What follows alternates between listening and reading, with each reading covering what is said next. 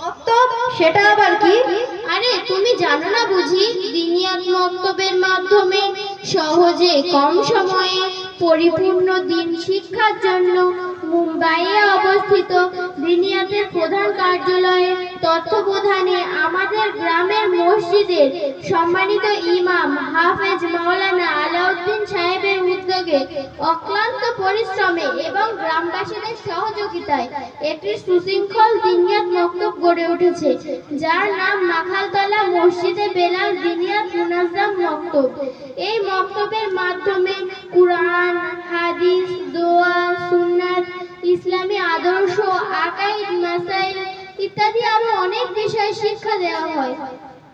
প্রিয় নবী সাল্লাল্লাহু আলাইহি ওয়াসাল্লাম তিনি বলেছেন, খায়রুকুম মান তাআল্লামাল কুরআনা ওয়া আল্লামাহু, অর্থ তোমাদের মধ্যে ওই ব্যক্তি সর্বশ্রেষ্ঠ যে নিজে